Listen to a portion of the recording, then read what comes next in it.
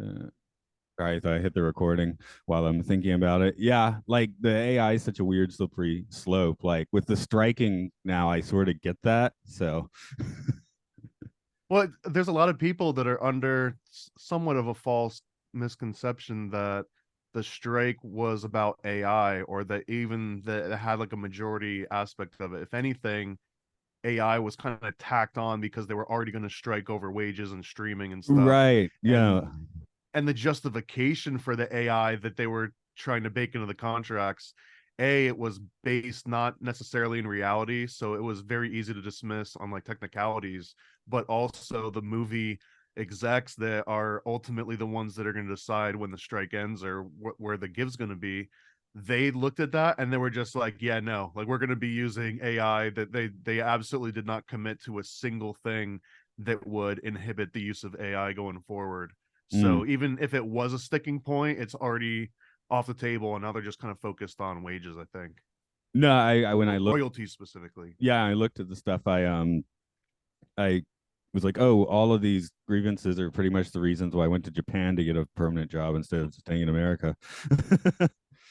It's weird, man. I just talked with my friend Eddie Synchronous last night, who also has worked at Disney. Believe it or not, he went to Cal Arts for 4 years, and he actually, I guess, brushed elbows and had a little bit of mentorship from some of the old guard, the nine old men, because he was there during the mid to late 90s, Hmm. during like that whole transition. So, but he was kind of explaining a very similar situation.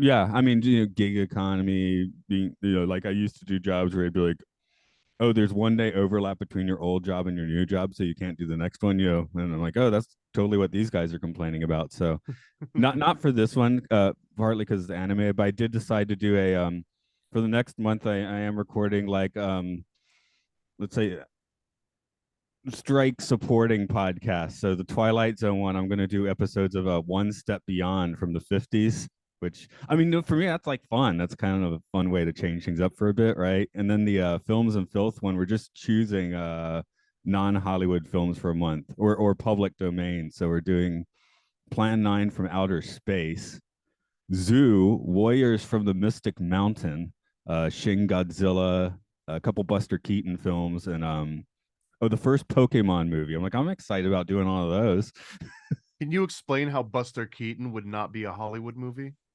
because it's public domain. You can just watch it on YouTube.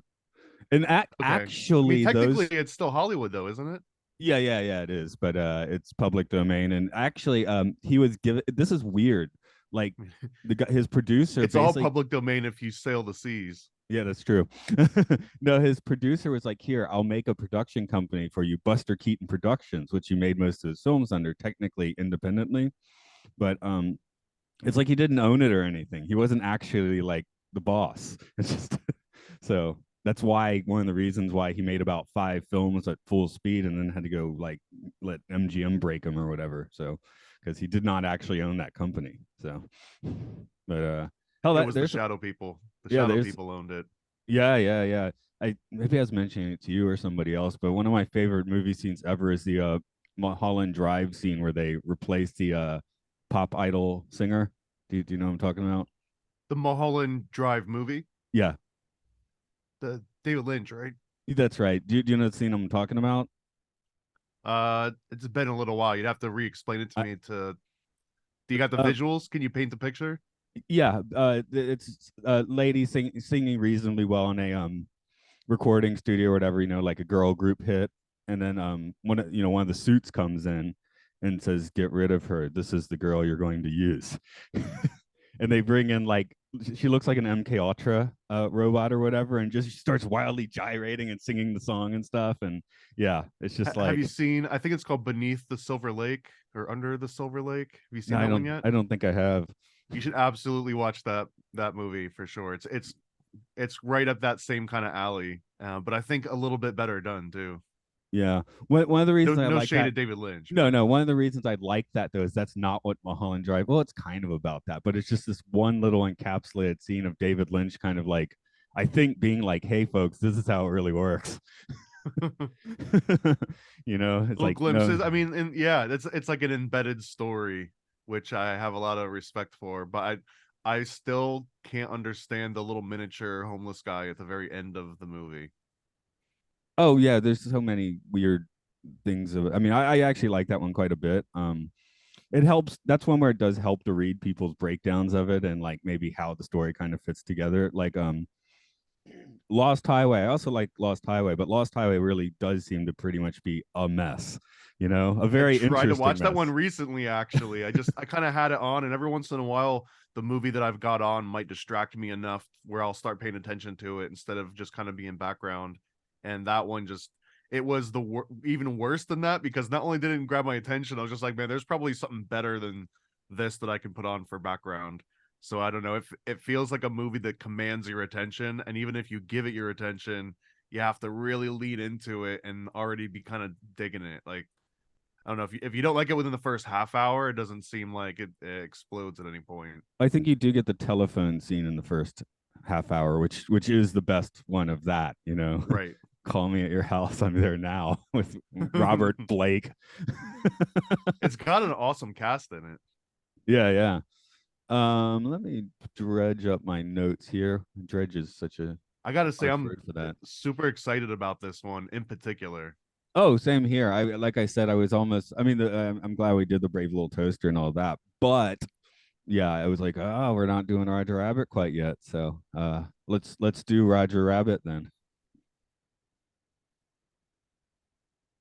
Hello, welcome to the Occult Disney podcast, where we dive into all the secret magic behind the mouse. This is Matt here. Joining me today, as always, is Thomas, the paranoid American. Mwahaha. You're turning the paranoia on everyone else now. Is that what I it was gonna is? try to do the Mickey one, but it would be embarrassing unless I practiced it. Mwahaha! Yeah, No. there you go. That's better than I can do. What was I having to do yesterday? Oh, I did Return of the Jedi, and where we usually do story summaries, but I was like, why don't I just read the prologue, like the screen crawl? And they're like, do it in a George Lucas voice. I got to do my George Lucas, so it was fun. I I've never been great at voice impressions, so it fascinates me when someone's really good at it. I don't know if I'm really good at it, but uh just while I'm plugging my own podcast in the Twilight Zone one, I make my guests do the Rod Serling introductions. And then there was something where I think we were going to do the closing. I said, I'll try doing it. And I couldn't do the impression at all. So, I ask someone else to do it every week, don't I? I was thinking at the breakfast table of doing this one in a Roger Rabbit voice the entire time, but that would people would turn this off within 5 minutes in that case. Not You because can of the always put movie it or to the anything. test. Let's No, see. no, no. I don't want to do that. Also, I didn't practice my Roger Rabbit. When I did the George Lucas one, I spent the 5 minutes waiting on Zoom, like watching 80s George Lucas interviews and like trying to match it. So, It's funny because if you really try, if you're not a professional doing it and you try to talk outside of your normal voice, you'll just kind of have fatigue immediately. And the longer you try to do it, the more fatigue that you'll start to kind of have. Like, you'll actually start stressing your vocal cords and the muscles because you got to shape it in ways that you haven't trained yourself to do it naturally. So it, like, on one aspect, it's really hard to do because of that. But then on the other one, it's like people that are good at it, you kind of have to know that they practice it a lot. Like, they're always talking in different voices and like shifting it around. well, that makes me sound doubly insane because sometimes I'll get It stuck does. in voices. Like if I start talking like the Southern madman, I'll just start doing this all day. Yeah, which that'll happen sometimes. And I remember when I taught at a place where you're like we'd get on boats and look for whales. So especially when we were on the schooner, I get stuck like in a pirate voice all day, like and start Sounds delightful.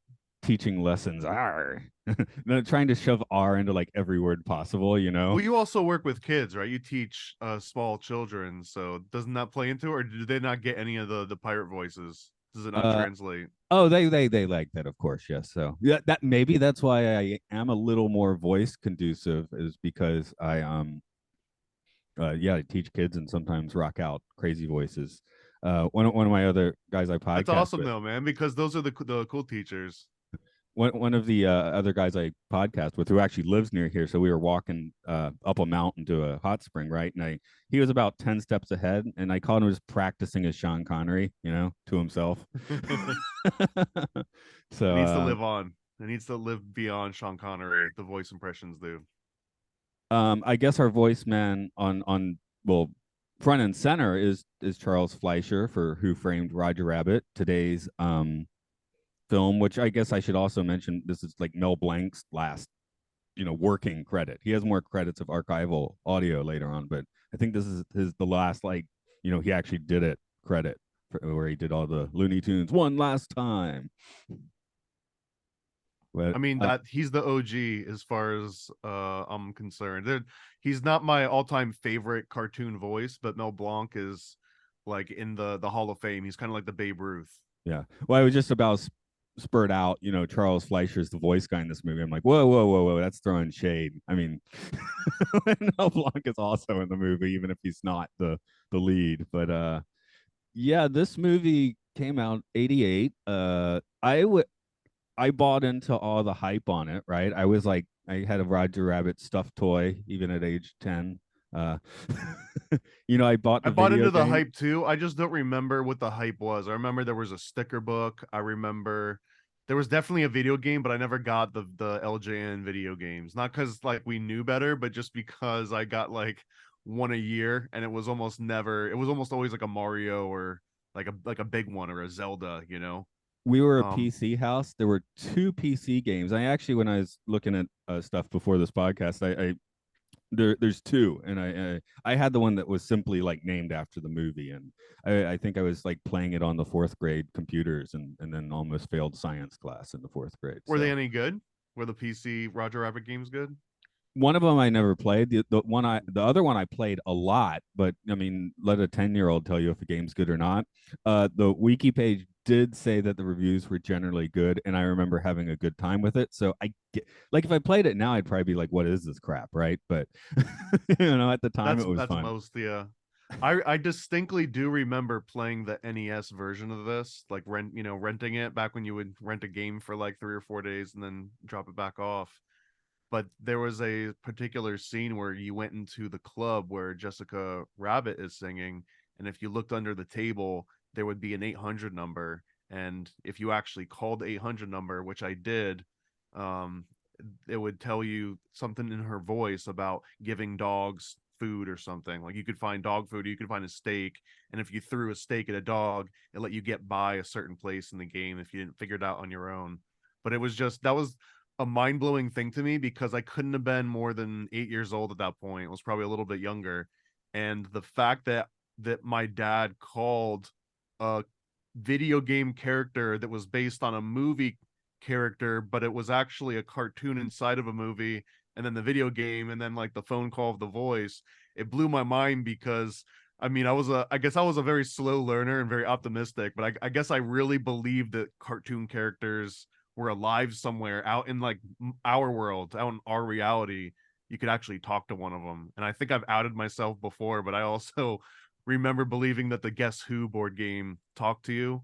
If you remember the original commercial, and then afterwards they added a little disclaimer that was like, game pieces do not actually talk. Well, that was like because of kids like me were heartbroken when we found out that the game pieces were just printed on cardboard and they didn't actually talk back. So Just gotta I don't make know if them it was talk. just me, but anyways, this Roger Rabbit movie represents to me like a defining moment when I guess like I still believed in, Santa Claus and Easter Bunny and Roger Rabbit and in like a very realistic way. Maybe see, I was like maybe on being, I guess like a year or two older. I was like on Mm-hmm. the slightly other track where I did the math wrong. I would have been 9 actually, and I do remember seeking out the book. Who censored Roger Rabbit? Like maybe this is the first time I understood. Like sometimes people take a book and make it into a movie. And I was like, oh, I can get a preview. Which the book is very different and not great reading for a 9-year-old. So Right. Yeah, I actually didn't even know about that this was based on a book and only loosely based on a book until I watched it and started putting notes together for this episode. yeah, the book really confused me because the idea that the book would be so wildly different definitely didn't make sense to a 9-year-old. And you know what's interesting too is I don't think that we're missing out on much. I think the movie did a better job of telling a story, even though it was based on this other idea. I think I like the movie's story better. And I think maybe the author did too, because the author did continue on that series and then ends up writing like a Jessica Rabbit solo novella, but he retcons in like every single book. And he did it so often that it almost became like a trademark, that like what is he going to retcon in the next book? So it's so non sequitur that there's no reason that you would actually need to read into it other than being like, oh, huh, yeah, I see where, the general premise and the general characters came from. I mean, there's plenty of times the movie's better than the book. I would The Godfather, the book is garbage. I would say The Shining. I'm on team, you know, Team Kubrick. and whichever of the 18 theories you want to put onto that movie. Have you ever read Clockwork Orange? Yes, I have.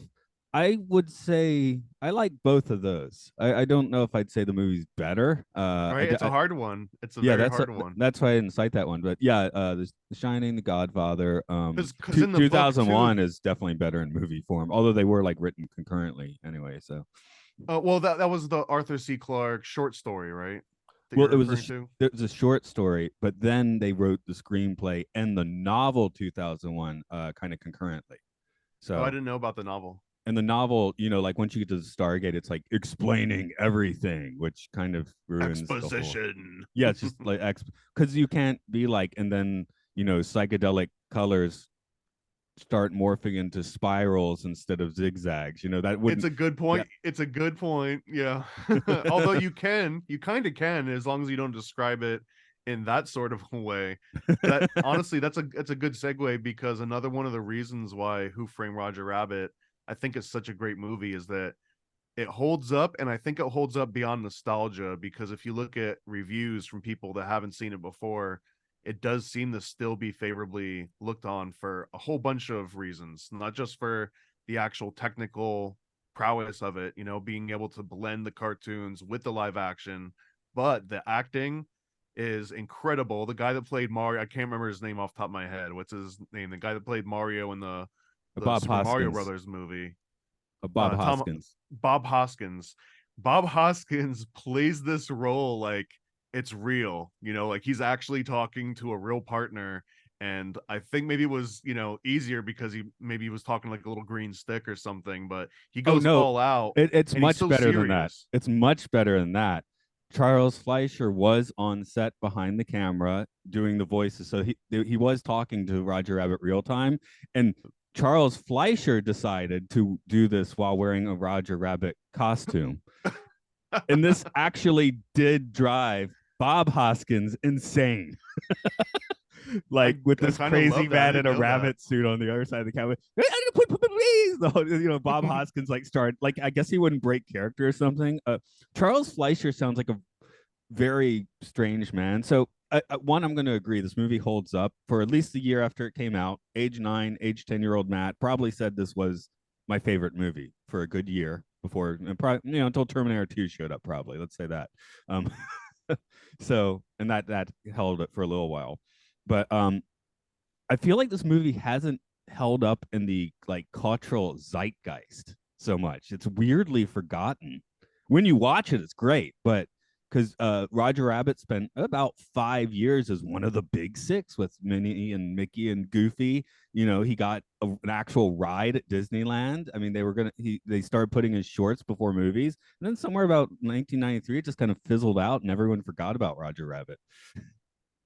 Well, I think that's because Roger Rabbit was this big ensemble thing, and that was kind of a big event. And it was a big event for Disney to be showing some of these, characters being a little bit more mature. I think Disney's like, haha, we're gonna die, or so like something. It's something you wouldn't hear him say outside of this particular movie, at least in that kind of time range. But I think that we've had other big ensemble movies since then that maybe like nudge this one further and further back into nostalgia for just certain people. Like Space Jam came out, that was like a big kind of nostalgia movie, and even that one's been remade since then. So I think that part of the big novelty of Roger Rabbit was just the like the actual animation live action and the combination of all these different characters. It was Marvel versus Capcom too, in a certain way. Oh And I yeah. think that after they burnt up that particular type of interest, maybe it just got less interesting. But I mean, on rewatches, it's still a great movie. when I started it, and you see it's about like a minute, it's a hour and 3/4, right? Like an hour and 40 minutes and change. Yeah. And I was kind of excited. Usually that's like, okay, this better be pretty good, but it moves along very well. And I actually went back and watched some of the deleted scenes. There's like an infamous pig head scene that actually explains a whole bunch of extra little context for the movie, but they cut it out because they said it felt like it slowed the movie down too much, which is a really good indication of they spent all that money. The scene's not even that bad, but it would have slowed the movie down just a little bit, and it's already like a really nice paced movie. So that's most of my comments on just like the movie itself, and I do have a whole bunch of cool sort of like occult references and breakdowns of it. Yeah, I mean, I was looking more at the production as usual, but we're just watching it, so it's like right on the sleeve. It's like, well, once you start thinking about how does this work, you quickly run into a lot of issues, right? So, um, oh, I did have. Oh yeah, this. I think one other thing that maybe had kids like us more interested is this was going to be a straight up Walt Disney Productions film until shortly before release when it was bumped over to Touchstone because it was a little more adult. So there were a bunch of kids that were kind of hyped up about it, and then it's like, oh, this isn't just for you now. It's a real movie. It's not a Disney movie, which I think if to an 8 or 9 year old, that's pretty enticing. Yeah, it definitely was like an adult cartoon movie, and I mean, if you watch it back now as an adult, I think it because it holds up, they did a very good job with it. I was surprised to find out. I did look a little bit in the technical stuff that they went so over budget that they had a lot more planned, and they had even more like technical feats and better special effects planned, but they ended up going way over budget originally and had to like cut back, I guess. Well, they told Eisner and Katzenberg this movie is going to cost $50 million, and they were like, "Screw off! Okay, we'll do it for 30 million," which still made it the most expensive animated film at that time. And then the budget crept up to 40 million. Eisner even thought about just canceling the thing, and it did end up costing 50 million. So it's like, kind of a "we told you so," I guess, done Hollywood style. I love this, and it's also a movie that criticizes Hollywood on top of that. And I mean, on like a slightly darker note, because this is the Occult Disney podcast, this is one of the few rides that was had such a horrific accident in a park that Disney was not able to cover it up. They actually tried to cover it up and had to settle out of court because of some of the horrible decisions that were made, which included calling a supervisor in the break room while they were on their break before calling 911, while I think it was like a 5 or 6 year old got dragged under the crazy taxi. So there was like attached to this little track ride like most Disney rides are, and someone fell out of the side of it, got caught under and dragged for 10 feet or something, and succumbed to that like 3 or 4 years later. Or so it was like a really horrible tragic thing that people are still talking about today. If you find the person's name, I'll bring it up when we get there. But Yeah, I was sitting there thinking, is there another Roger Rabbit ride? I don't see how the Toontown spin can be fatal, but I guess that you just explained it. yeah, I mean, there was a kid. The details are still murky again because it got settled out of court, so there's no like official sort of like court documentation of who said what. But the idea was that they put a kid outside on the little ride or inside the little car, and the mom was next to them, and you're supposed to put the kids on the inside and the adults on the outside because there's like this little gap between the door, and this is also before they had skirts on the bottom of the ride. So the mom apparently bent down to get something and might have like pushed the kid out of the side a little bit when she bent down to grab it, thinking that he would just get pinned up and kind of like resist like almost any other ride you've ever been on. But when she did that, he pops out the side of the ride, but then there's no safety mechanism to like stop it, so it just keeps going slowly. And I guess he like rolled under it somehow because there's no skirt, and it just kept going and going, and people were screaming, and there was like a streak of remnants, and it was a horrific scene. And it was so bad that Disney, like I said, they couldn't hide this one. That's one of the few very real Disney conspiracies I believe in, that people that get hurt, maimed, or die in the park, they usually get somehow like shipped out of the park, or somehow like the official records will say, oh, technically they died, 50 feet outside of Disney property, so it was the county's fault. It's The Wire. If you've ever seen The Wire. Well, Florida's got their utilidors, right? So What are makes it easy. utilidors? The massive corridors under the park. Oh, right, right. Do you know The you know what the reason for? I mean, there's a bunch of theories, but the official reason for those is that they don't ever want to see one of the characters just walking from one part of the park to the other, because in like the center of the park, in those transitional areas, they're not really themed, and there's something way more magical about Disney being able to just like pop up at one side of the park and then pop up at another side of the park, but it's also very coordinated, so they'll never have two different Mickeys on the same up at the same time. So if Mickey like wants to leave Tomorrowland, he'll go down into the tunnels, and then another Mickey, maybe taking over the shift, will merge in some other land. And they do that to just make sure that magic is never lost, so kids are never like, wait, didn't I just see you here? How did you get, you know what I mean? yeah, that's one I heard. Although here's just one I heard a few days ago that's mildly amusing as well. This is Disneyland, because this is the Matterhorn, and apparently a lot of the trees in Frontierland are cut into Matterhorn shapes in order to block the Matterhorn from sightlines. So you have this tree just covering up the Matterhorn, like, relatively perfectly, so you can't see it.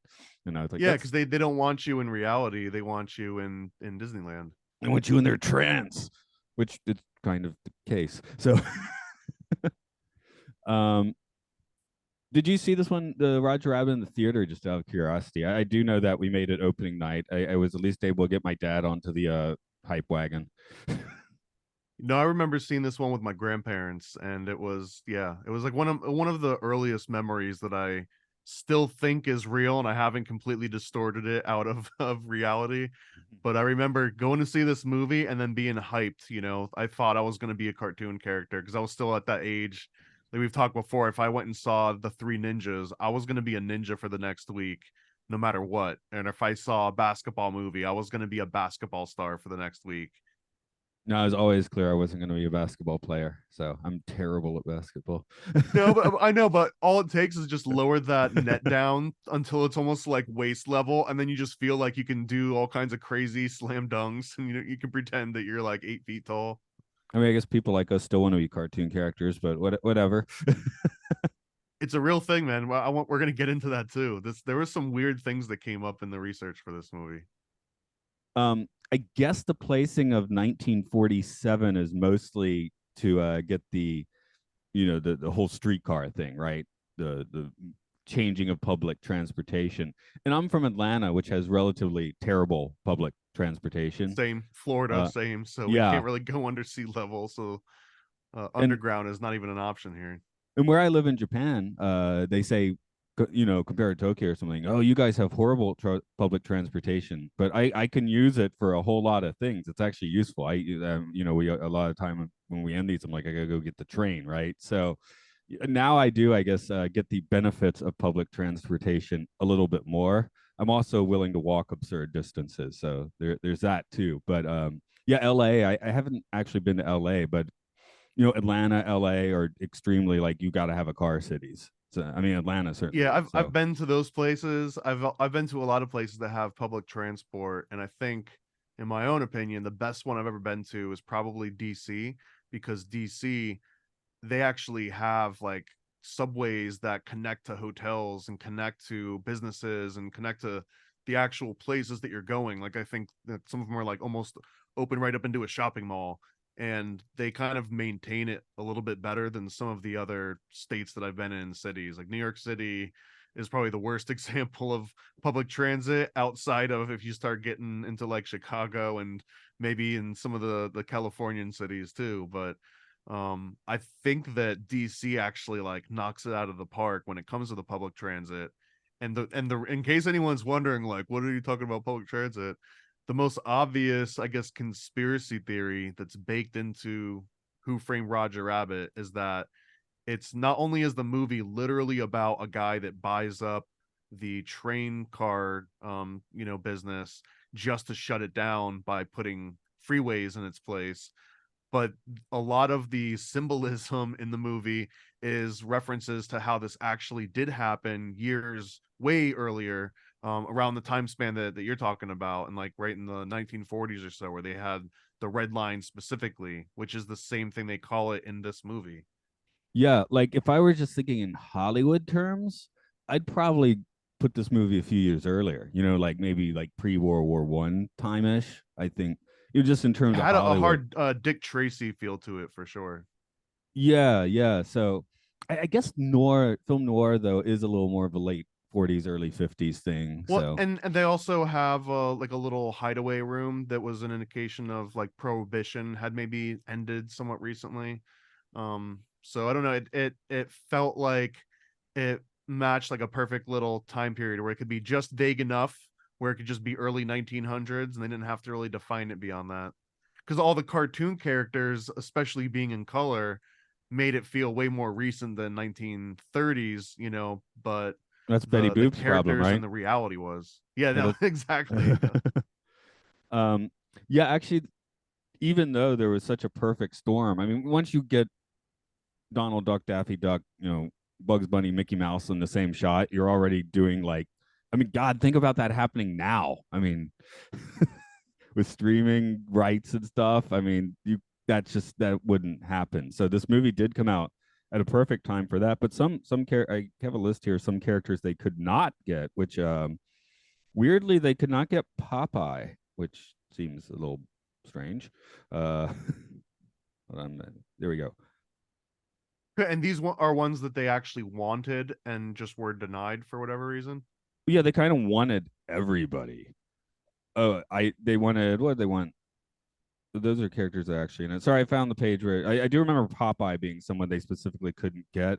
And there were a couple other just like really bizarre ones where you're like, really? Like Terry Toon characters. It's like you couldn't get those characters. That's kind of weird, but whatever. um, very interesting is some of the other actors because Bob Hoskins is, I mean, great actor, not an A-lister, for a very expensive movie that made a lot of money. So I couldn't imagine anyone else in this role, to be honest. they could. No, I couldn't either. I mean, I think he's perfect Yeah, in so this who movie. else was on their short lists that Um, wasn't him? being Spielberg as the producer, the first choice was Harrison Ford. I can see that it doesn't work as well as Hoskins. Yeah, yeah.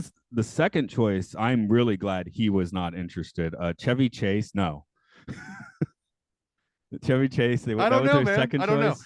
I don't know. I don't want it to replace this one, but now I want to see that one in addition to this one. Well, I want to see the next one more, which is Bill Murray, but he notoriously has the 1-900 number you have to call, and he didn't get the message because he later he was like, I would have been interested, but I just didn't get that message. So, uh, Interesting. and then Eddie Murphy reportedly turned down the role as he misunderstood the concept of tunes and humans coexisting. He later regretted this decision. How did he Um, misinterpret that? I don't know. He's too much of a cartoon to be Eddie Valiant, though, I think. But Yeah, Eddie Murphy's yeah. attached to like every movie in the 80s, right? Like he was going to be like the Jillian character in Star Trek 4, you know? It's Yeah, just like I every don't think he ever could have been Valiant in this, because Valiant's entire thing is that he doesn't laugh. That's his whole character arc, is that he goes from not laughing to I don't know. I guess at the end his performance breaks down a little bit in my opinion, but whatever. You're and so far into it, the fallacy of sunken cost, like you're already in. and we have some Goldilocks stuff with Christopher Lee as Judge Doom. Um, Tim Okay. Curry Tim Curry auditioned for the role, but was rejected because the producers found Tim Curry too terrifying, which makes sense. It's like that or Bowie, right? Then John Cleese also expressed interest in the role, but was deemed not scary enough. So I guess Christopher Okay. Lloyd's Interesting. right in that space, which I think is because He Judge Doom was is a little terrifying, but terrifying yeah, for oh yeah. because I saw this, I guess, what, like 2 or 3 years before, or younger than you did. We saw it at the same time, but I do distinctly remember at the very end when he turns into a tune that was frightening. Yeah. I mean, I was pretty terrified as a 9-year old, and you know, he just sells it so wonderfully. So It um is kind of interesting now watching it, and I've got like a nice big I don't have a 4K screen, but I've got like a 1440p or whatever, like a 2K screen. And there are some of the scenes where you can see like the prosthetics where the skin tone and the skin texture just completely overlap. And obviously when I was a kid, I don't see any of that stuff because I was being terrified, but also because you're watching it on a CRT or you're watching it in a movie theater. And this is one that I hadn't ever seen in high definition on like a really good screen. But even seeing all of the little like flaws and stuff, it didn't make any of it seem cheesy, to be honest.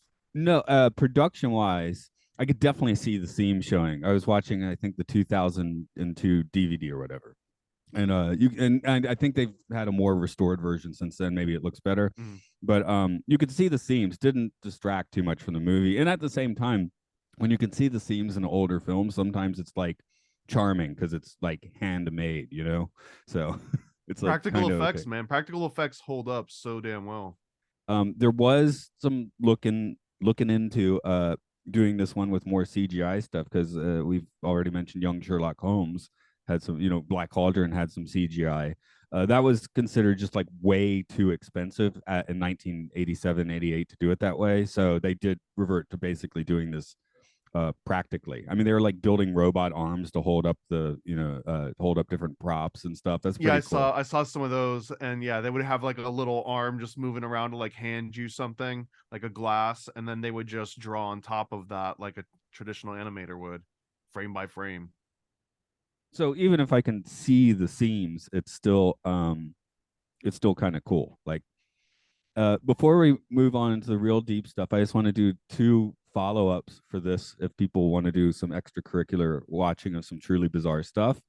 If you do like Judge Doom, I would say look up a supercut of this. The show's not very good, but 10 years later, he did a show for UPN called Deadly Games. It aired after Voyager, so it had a surprising number of Star Trek people guest starring on it. But Christopher Lloyd played a video game villain brought into the real world called Sebastian Jackal. Just the name is the best villain name. He's basically playing like a slightly toned down Judge Doom. Toned down as in you can watch him for extended scenes. Because if you just had to watch Judge Doom for scene upon scene, it's going to get wearing. So Yeah, it's yeah. toned down like in a good way. So I would say, you know, just look up a super cut of Sebastian Jackal scene sometimes because it's Christopher Lloyd I've just never like heard of that before. That's hamming it interesting. at his best. The other one, so Charles Fleischer, I don't know quite what his deal is. Maybe he was annoying. I mean, he annoyed Bob Hoskins on set in his Roger Rabbit costume, apparently, because he didn't do a whole lot after this. But one thing he did do is the 50th anniversary Disneyland special, which I think is introduced by Ronald Reagan or something. I might be conflating with another Disneyland special, but there's one with the Ronald Reagan introduction, and starts in the Cheers bar, which is weird. It's got all these like different properties as part of it, but Charles Fleischer plays basically every employee at Disneyland in the special, and it's pretty amusing. It sounds like a corporate comedy. Yeah, and it's in a weird place because Cheers is NBC. So 2 years later, no way that would not happen. But it was just like Roger Rabbit. It was in this like little weird space of time. So you got the Cheers gang, you got the Muppets, and you got Charles Fleischer as every employee of Disneyland. So uh, And this is almost transitioning into the occult aspects of it, but another reason I think why Roger Rabbit maybe isn't around as much today as he was is because I think he was always designed practically and maybe symbolically to come together of all these different components of all these different mainstream characters, and then, you know, kind of like amplify them a little bit, reinvigorate them, and then it seems like he just kind of like dispersed again. But it's not like he disappeared. He just kind of like went back and gave everyone their items back. So like his hands came from Mickey, and his shoes came from like Goofy, or I don't know what the exact characters were, but there's like a whole breakdown of where every different component, his cheeks come from Bugs Bunny. Like, so basically the cheeks, the silhouette of his head, his whole entire profile came directly from Bugs Bunny. So like all these little components come together and turn into Roger Rabbit, and then he's the star of this whole movie with these main characters being background, right? Like Dickie, or Mickey and Daffy and Donald and Goofy and all of them, they're barely even like a assisting cast, right? Like they're basically background characters that have maybe one or two lines just to say they did and to hear those voices. But Roger Rabbit, he is the main cartoon character throughout the entire movie. So I don't know. I feel like the reason why he doesn't exist as much is because he never really existed on his own right. Like he was just an amalgamation of all those other characters. It's almost like maybe some of the big characters are against him in a way because well, this is Eddie, but Bugs and Mickey, you know, like basically try to murder Eddie Valiant themselves by giving him an anvil or whatever it is. Tweety Bird, same sort of thing. I mean, Tweety, of course, is always relatively violent towards Sylvester, but otherwise, Tweety Bird's supposed to be cute, and Tweety Bird's not supposed to murder you with a nursery rhyme. Yeah, I mean, I think this is where another part of I guess we're getting into the occult stuff now because the only way to explain this is how this movie represents a reality where two different dimensions actually can interact with each other, and it's like a two-way street where you're not just seeing apparitions and it's not just certain people. Like everybody somehow can see, interact with like a two-dimensional character, and then the two-dimensional characters can interact with three-dimensional characters. But I think that there's actually an alchemical reference to this, and it's called Mundus Imaginalis, I think, which means the imaginary world. But it makes this argument that if you believe in it kind of hard enough, almost like the concept of Maya, which is the shared illusion, that if you believe in it hard enough and enough people believe in it hard enough, that some of these like imaginary realities can be interacted with and maybe can come into some kind of a being. I don't know if I believe all in 100% in like the woo woo aspect of that, but this isn't something that came out in like the 1940s or 60s or 80s. Like we're talking about 1400s and earlier when people were discussing this kind of a concept, and this Roger Rabbit brings it as close as you probably can to illustrating it in a very seamless way where you've got two different realities. And just like you were saying, they're trying to kill Valiant. It's not exactly that they're trying to kill him, because Roger Rabbit explains a little bit into the movie that he was like he gets handcuffed to him.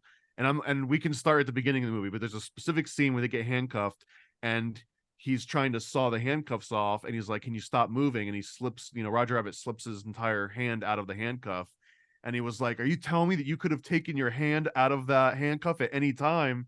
But Roger Rabbit says, not at any time, only when it's funny.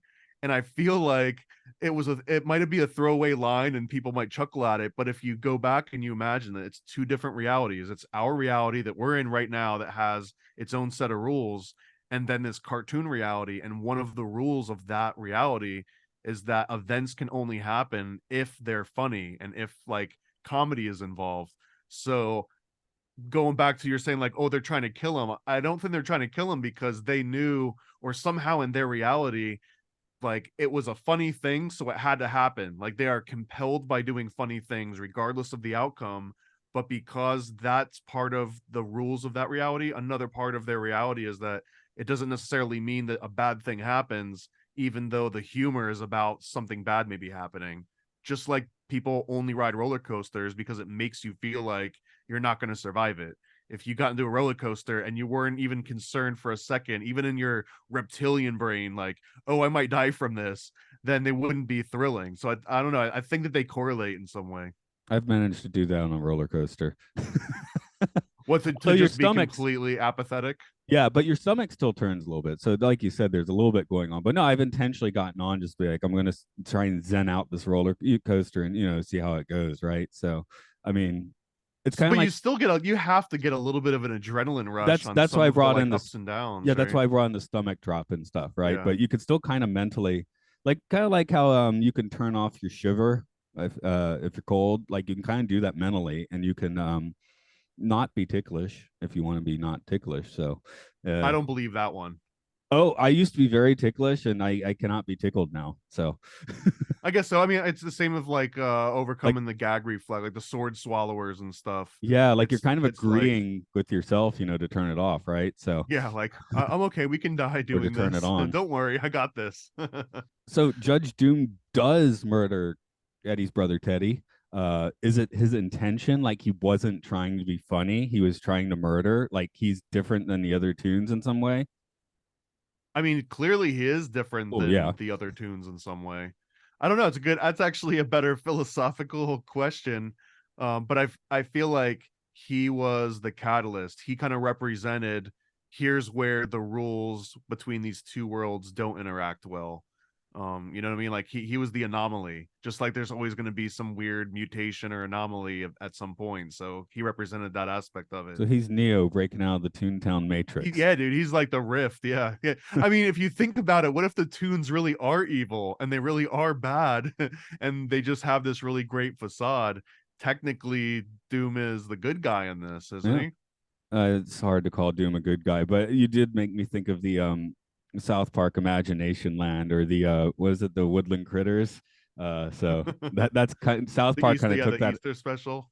Yeah, so South Park sort of took that idea and ran with it a bit, I think. Um, the other thing I was definitely thinking about, like that other world. Here it's Toontown. You drive through a tunnel or you break down a wall, which is, I guess, a bit of a metaphor at the end. Um, but Dreamtime. That's kind of our own Toontown, isn't it? Like where the rules don't make sense, where things, there's maybe fear of death, but I assume things in your dream aren't trying to murder you unless you happen to live on Elm Street. So, There's a lot of people that I talk to that do have dreams about, basically always people coming to like try and kill them or attack them or chase them down or something. like actually last Sunday night, I watched the Twilight Zone, and then I was going to go to bed, and I needed to wake up a little early to do an episode for that podcast. So I was like, okay, I'll see the episode, and then I'll just knock out till 6:45 a.m. I'll get up and I'll just get straight to talking about it. And then had like so much ridiculous dream content in between. It was like I'd gone on 5 trips.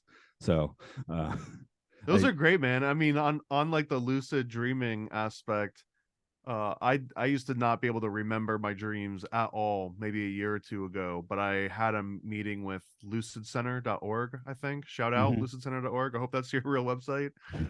But I had like a free session with one of them and prep for one of these podcasts where I was going to interview them, and they gave me some incredible advice that completely changed my ability to be better than what it was. Like I'm not an expert or anything, but someone that's like, I mean, if you already have decent dreams and you can memorize them, these are awesome tips to get it even further. So one of them is a reality check.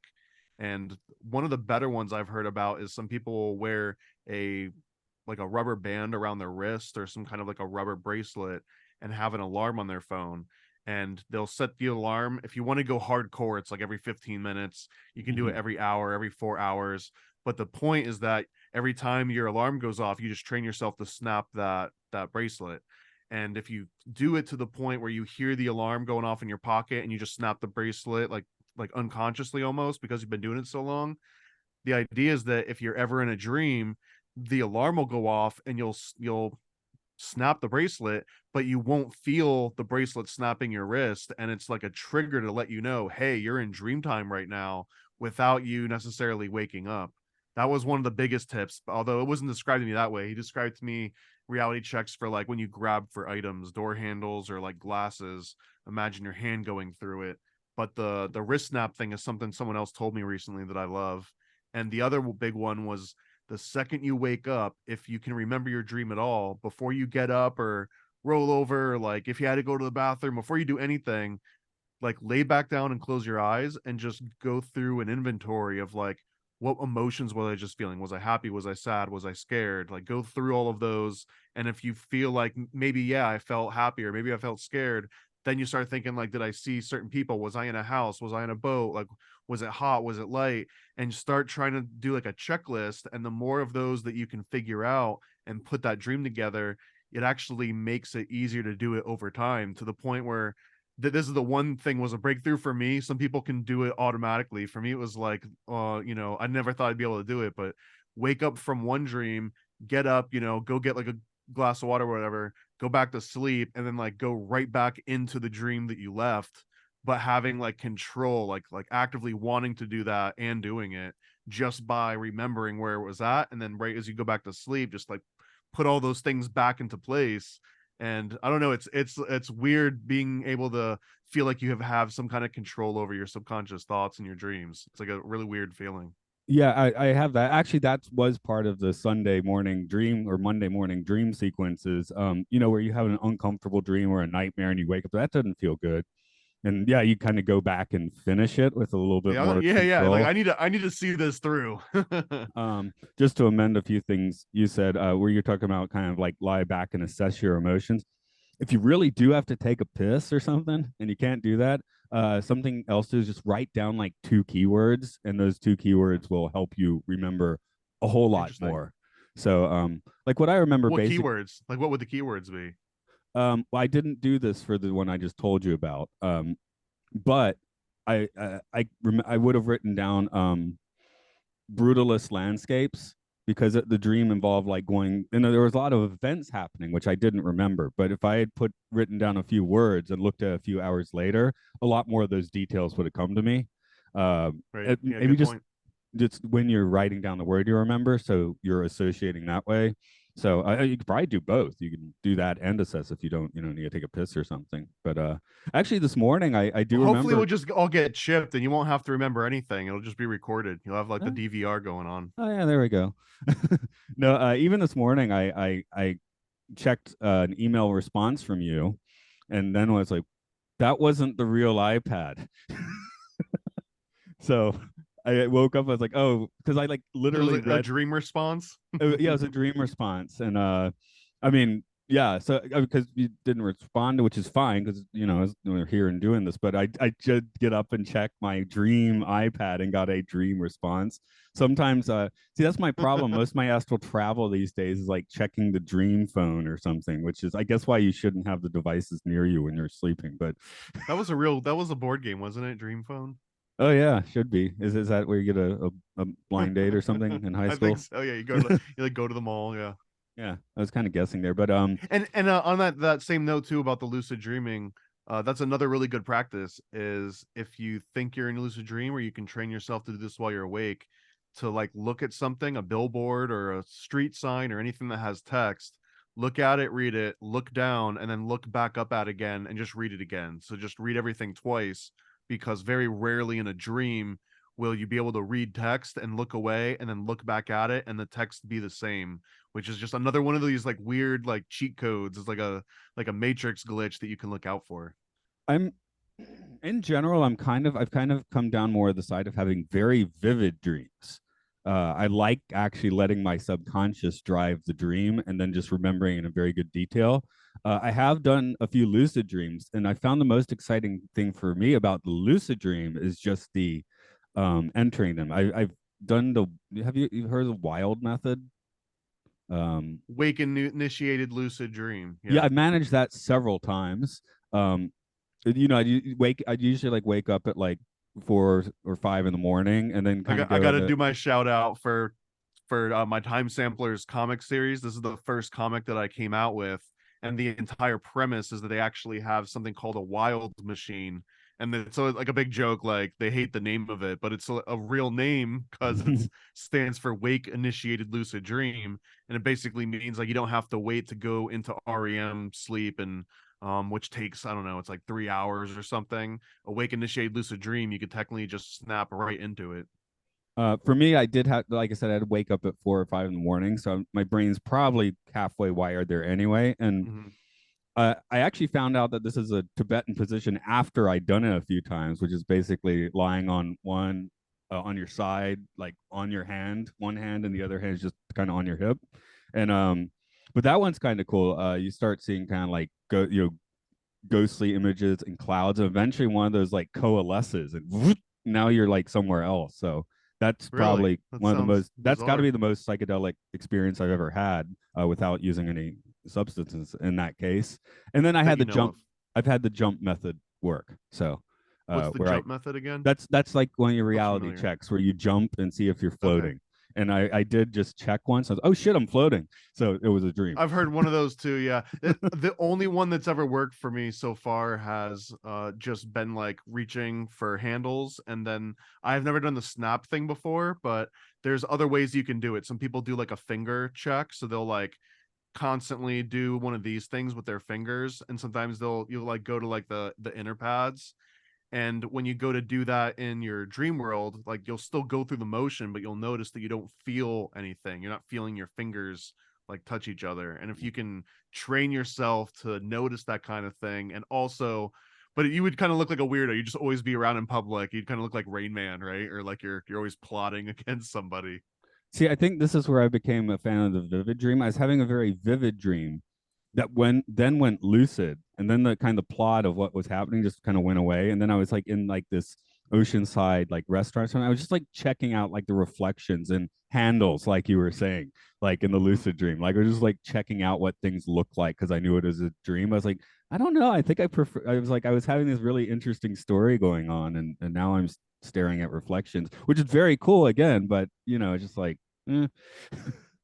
um And and to bring it back to the movie a little bit, but also through this little segue of lucid dreaming, it does seem that this movie, if you had to understand it and watch it as like a serious movie, it kind of takes place in this lucid dream world. And that's one of the reasons why I guess Doom is trying to get rid of cartoons in some regard. And it's also why there's human beings that are okay with tunes going away forever, and a lot that don't like tunes, and they're the ones that just don't want to have these weird possibilities and like this lucid dreaming stuff to even be a possibility. Like, who even cares about it? That has nothing to do with this mundane world. And you can kind of see that where our money doesn't translate over to them. Nothing really translates between our world and their world, except for maybe sex, which is a weird one.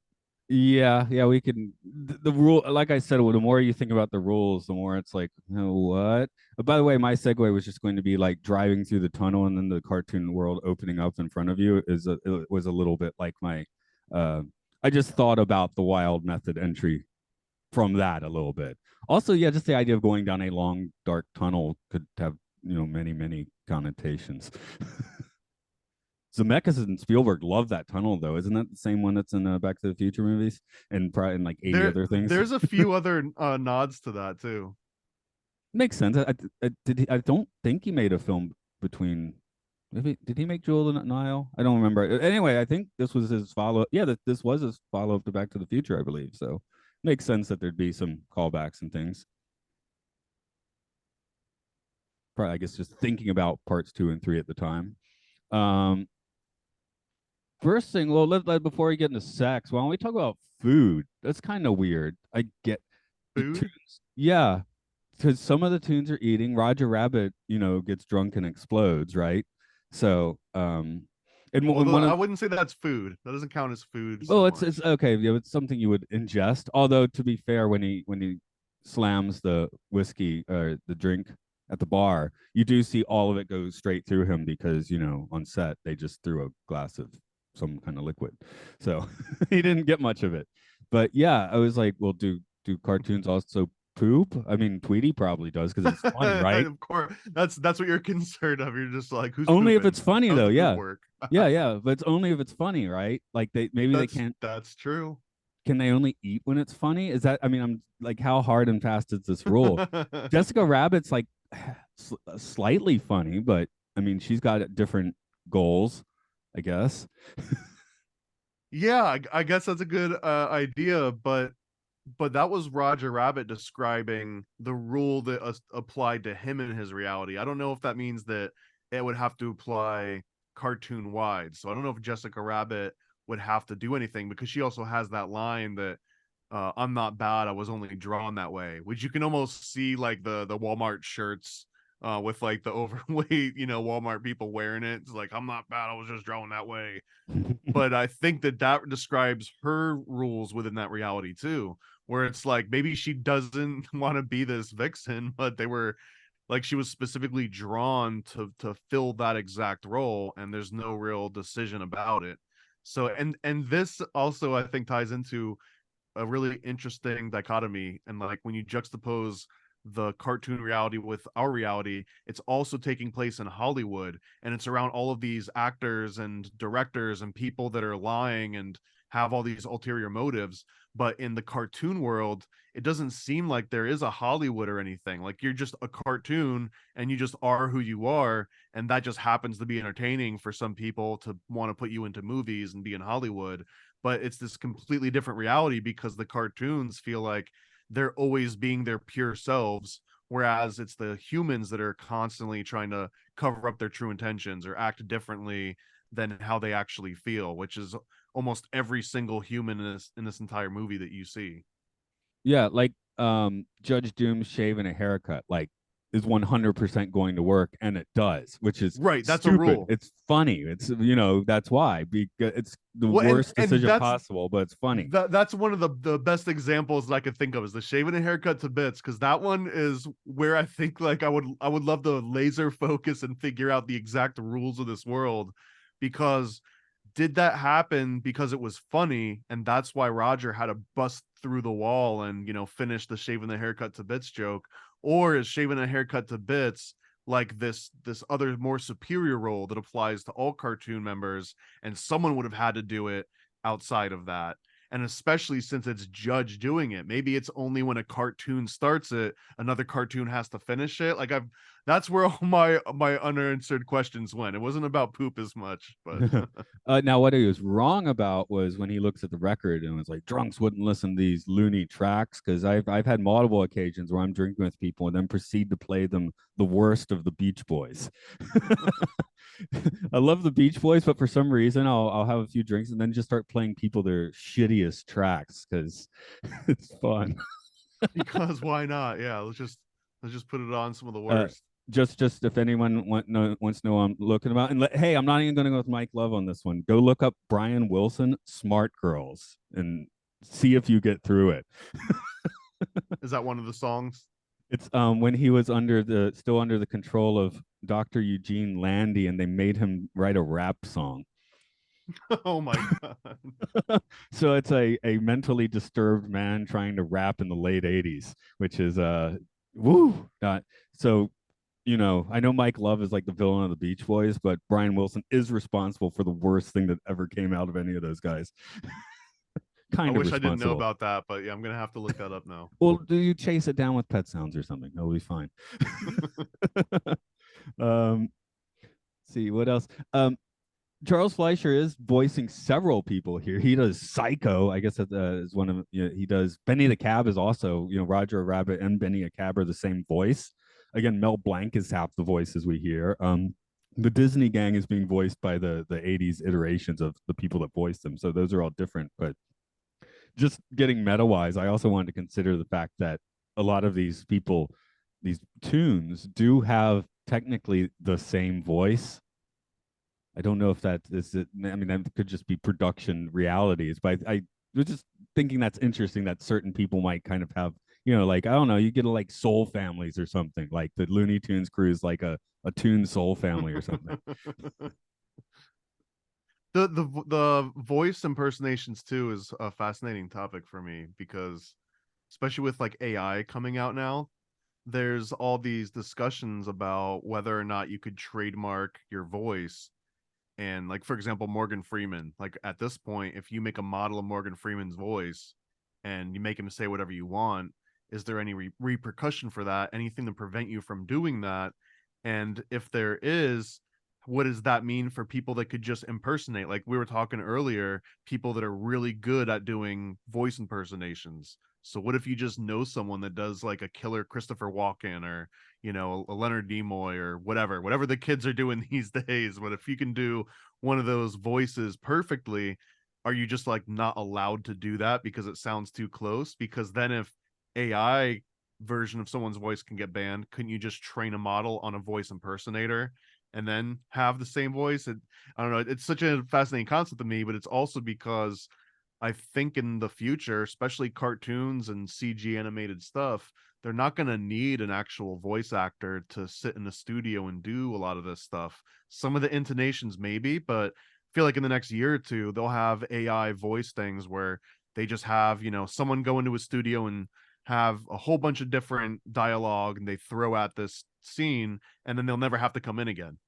Well, I want to throw out a few non-AI modern analogs to that, other ways to do it. One will be the Trek Star Wars dork comparison. Well, not really, because I'm talking about technical stuff, but What is about this? The what okay, comparison? okay. First, let me the Star Wars Star Trek dork comparison. But first, I want to go about 10 years back. Uh, Roger Ebert's last years of his life. Yeah, yeah, yes, yes. Thank you. In the last years of Roger Ebert's life, he could not speak anymore, right? And at some Right. point, someone took all of those at the movies, and I guess that maybe they did use AI. I'm not sure, but basically compiled where he could talk Stephen Hawking style, but it Okay. actually was his voice. They had reconstituted his voice from all these elements. Right. So, So yeah, kind of like Mellotron-y. I don't know if you know what a Mellotron oh is. You yeah, I know what a probably do. mellotron is. So that yeah, I think that's there was like a more digital version of that. It wasn't quite AI, but it was, it was an amalgamation. It was like a version of his voice made from different samples and then reconstituted to sound like his voice. I've never heard it before. Does it sound good or did it sound like nightmare fuel like it sounds like just being described? Oh, I can't answer that part. So I don't. I mean, he wasn't doing episodes about the movies like this. This was simply for him to communicate and feel like slightly less like screwed up, I guess, right? So, Yeah, but yeah, not even if just like even trapped in your head. yeah, it's kind of nice to be able to. I mean, his writing was fine. I think he was writing movie reviews up till he died. So, his brain was still there. But yeah, it's kind of, oh, that sounds like me. That's cool because I can't do that anymore. The Trek Star Wars thing would be episodes last year, Obi-Wan Kenobi series. I think this one I'm not 100% sure about, but I believe they did something similar with James Earl Jones where he's like consenting, he's giving them elements, but I don't think he was actually like performing as Darth Vader for that. I think they were Hmm. using some computer stuff to use his actual voice and not quite full on AI, but along those lines. And again, a few years earlier, they had put Peter Cushing's face on, years after he died. So that now being notorious for kind of being the first time they really brought in a dead person to have a role in a movie, right? Well, we were also talking earlier about all the different people that might have played Valiant, right? All the different, Bill Murray might have been one of them, and all the different people that might have been Doom. Yeah. And I think that that's probably what's going to make all this stuff a moot point because it's not going to be, oh, did James Earl Jones let you license his likeness and all stuff? It's just going to be like, hey, the James Earl Jones variant of Star Wars is the one that's doing the best right now, and you can put any actor you want in the different roles, and it's going to be like the ones that people want the most end up going that way. I don't know.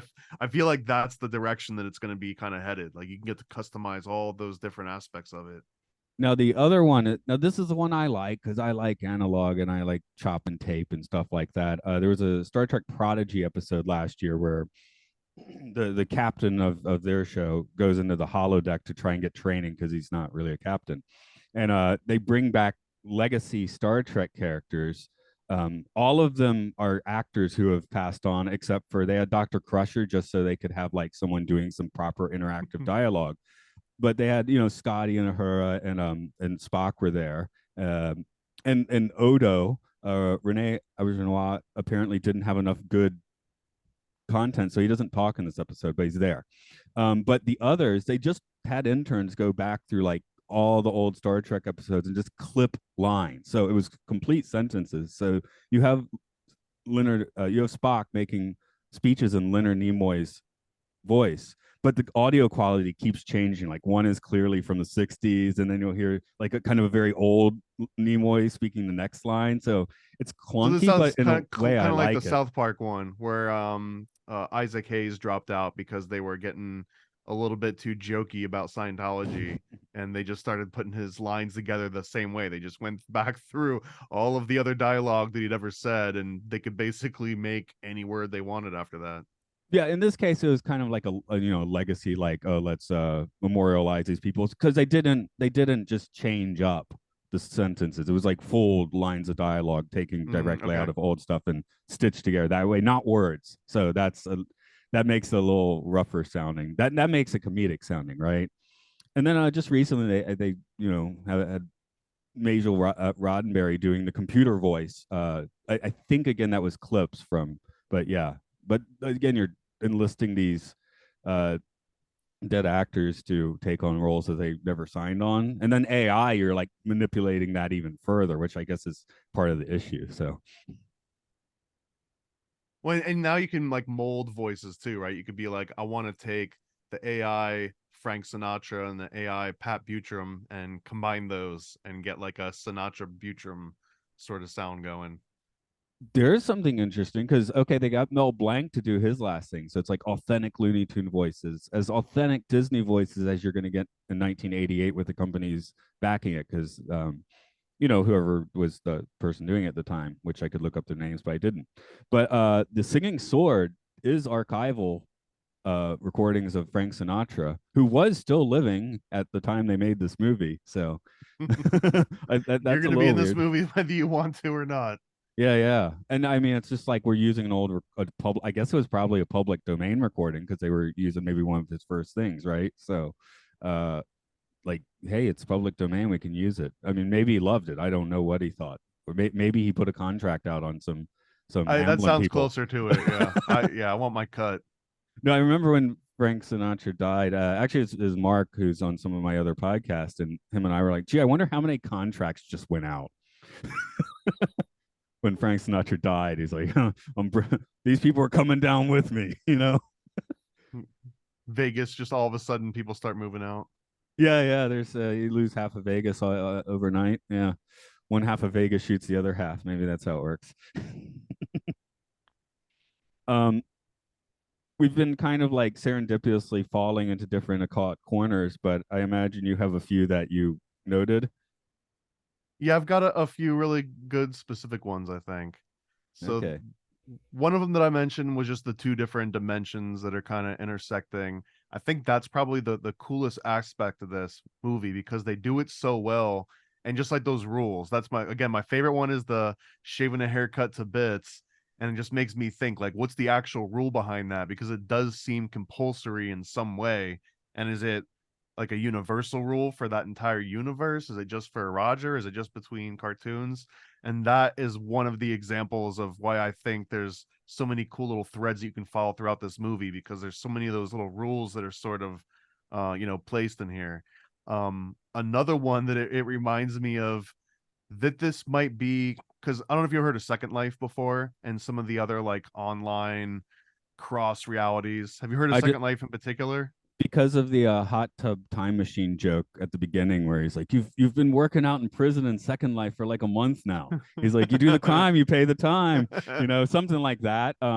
There's some not good jokes that movie too, but that one I thought was pretty funny. And there's been a lot of memes that have been either like made into Second Life and then Second Life turns it into an even bigger meme, and it's this whole sort of interesting feedback cycle. But there's also an interesting aspect of Second Life that people can make their custom avatars and upload them, and that's where you might walk into a world and it's like you've got a very serious looking Godzilla with textures and details and maybe like a little bit of sheen to them, and then you'll have like a little tiny, like hentai midget, fuzzy or furry character, and then you'll have like some weird anime baby with huge eyes, and they're all interacting in the same world, maybe like arguing over real estate or something like mundane, because again, like within these shared spaces, there's this one agreed upon reality, but then when they go into their own little bubbles, and they surround themselves with just other characters within their little genres, like they really are transporting themselves to a completely different mental space, right? It's almost like you were describing, kind of like zoning out and doing your lucid dreaming, awake initiated lucid dream. It would be very hard to convince me that awake initiated lucid dream can't be the same as someone sitting in front of World of Warcraft and zoning out for 6 or 7 hours and just like not even knowing that they have a body anymore, right? Like an actual body in this world. They're out like fighting monsters or whatever and like slaying dragons. So I I think mean, there's a very real aspect of that. I mean that's one of the main things about seeing a movie in a movie theater. It's like that's the temple you that happens to you in a movie theater. Like, Or a coffin. yeah, sure. Yeah, because I just saw actually that I just went to see the new Mission Impossible where the main henchman, we'll call him, gets into like an electro coffin and puts on like an electro mask and has like the AI just like give him instructions and information and stuff. So Well, that's pretty badass. yeah, yeah. So by the way, have you seen that movie? That's I haven't very seen it yet. okay. No, That it reminds me of man, what was the Philip K. Dick animated movie with Keanu Reeves oh that yes, had something similar where they had like this mask that they could put on, it would constantly Scanner shift Darkly. around. Yeah, Scanner Darkly. That's right. There you go. Okay, I have it on DVD somewhere, so I was like, I should be Which able to also I remember think had that. a clip of like Alex Jones in it, unless that was Waking Life. That's Waking Life, but yeah, also cool. I tend to watch Waking Life more because I like that kind of dream logic. Which again, that's what we're only actually in Toontown for like 8 minutes in Roger Rabbit, which kind of It shocked might me. be my least favorite part of the movie too. I much prefer cartoons in reality than reality inside of a cartoon When world. I was 8 years old, that was, I guess, maybe too short for me. Yeah, now the other stuff is more interesting, but um, I guess I'm just saying, like, because we watch movies like that, because this movie's getting very meta, it's like, okay, here's this wall we always see, and we're at the end of the movie, they literally break the wall, right? So Mhm. that's metaphysics that when you were 8 and I was 9, we would have also gotten, like an 8 and Well, 9 and year they old can also understand have the that. hole. The portable hole is a really good example of explaining to a 9-year-old this concept of breaking the normal reality that we're used to, right? Because they got the hole, and you can just like put it in a wall and then stick your hand through it. That's what one of the cops does in the beginning.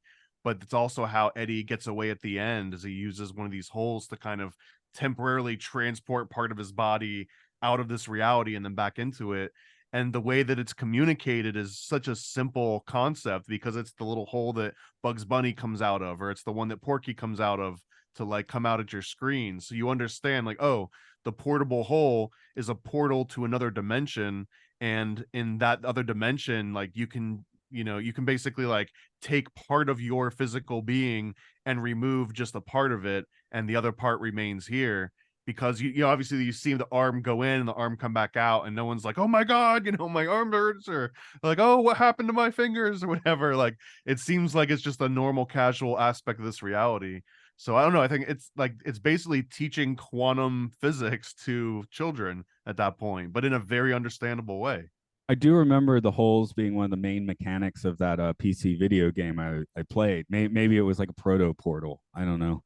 Yeah, great game. I mean, Portal's a great game too for that same reason. Yeah, I There would be honestly, an awesome if someone made like a Roger Rabbit themed Portal sequel. and is the computer Jessica or I know. I think you're probably trying to like sneak a peek on Jessica. That's the game. It's like a Leisure Suit Larry. Where is Roger Rabbit? yeah. Except that we have to get back to his Roger Rabbit horny. I mean, he wants to play patty cake, right? Right. And so okay, so I want to just like dive headfirst into this one because for whatever reason there was so many scenes when they imply that everyone wants to bang Jessica Rabbit, including Valiant, even though that he's like working for Roger Rabbit. Her name's literally Jessica Rabbit, like they're together, and Jessica claims to be in love with this rabbit, and everyone's like, how could this be? But it's also because it's a bunch of people in the real world trying to figure out how a relationship works between two cartoon characters, where again, as she's like, I'm drawn this way, so she doesn't have a choice over how she looks. So it's not like she's dressing up a certain way to attract a certain type of person. Like, she was created that way by someone outside of her power. But the other weird aspect of this is all of these adult real men that want to, maybe, I think, what did Eddie's girlfriend says, like dabbing into the watercolor or something. I'm trying to remember what the exact phrase was. Yeah, it was Oh yeah, definitely dabbing watercolor. in watercolor. Oh yeah, dabbing in watercolors, Eddie. So apparently this is a known thing that already happens between adults and cartoons in this reality, for there to be a bunch of different slang terms for it, being dabbing your stick in the watercolor or whatever. But it made me think and go on this tangent.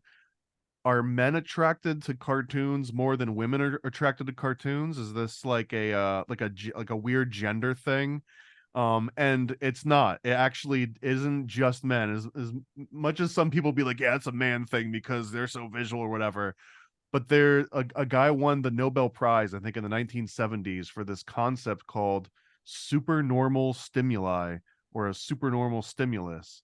And I've got a couple like real brief notes on this, and also goes into some Japanese theory. So you I might be was able to about give me to some. I was about to give So you some. okay, so no, we've got some.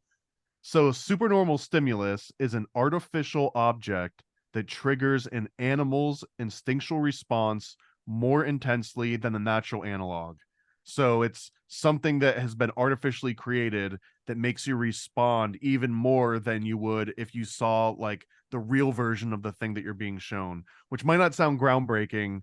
Because that's how I guess most things work. But the more you look into it, it's very formulaic, and here's like this global mind control aspect where maybe there's something to this. But the Nobel Prize winner, he basically says that supernormal stimuli not only explain this heightened response, but it explains the hentai aspect, which kind of gets into this Roger Rabbit, Jessica Rabbit.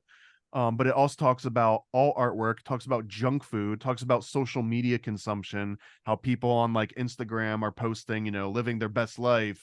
And it's, they rented out a house just to take the picture, to be in the house and stuff.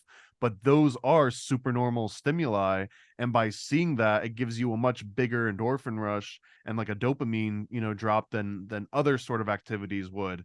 And you don't actually have to go and do these things. Like you actually can sort of vicariously get the dopamine boost by like enjoying someone else's imagery.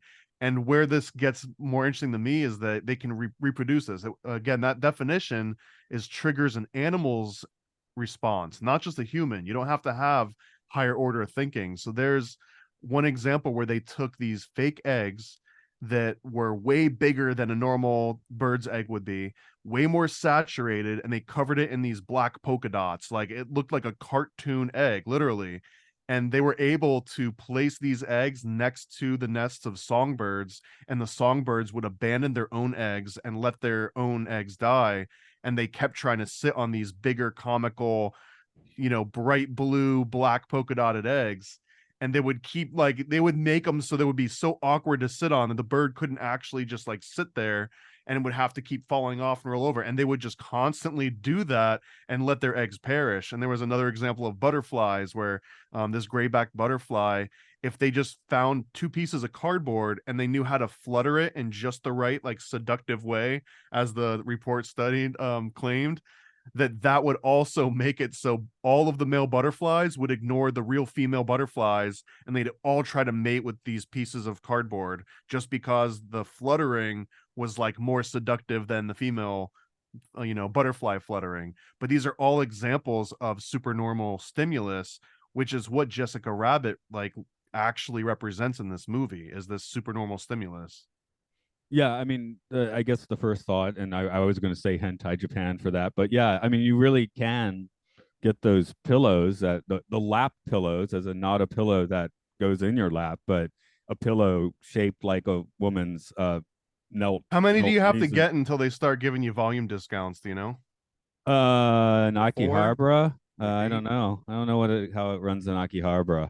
So, but yeah, that's the sort of thing. Idol culture is just, again, idol is in the name. Idol culture for J-pop and especially K-pop is pretty much off the charts. Like we have these hyper normal people as the idols, right? Right. And Like the larger than life. the companies they're working for, exploiting them, basically is, like these people can't seem human. Like a lot of the J-pop girl groups, like they're not even supposed to like date or anything while they're part of the group. So it's like, you have to be Yeah, this they got to unattainable keep ideal. their essence, you know what I mean? Can't be leaking out.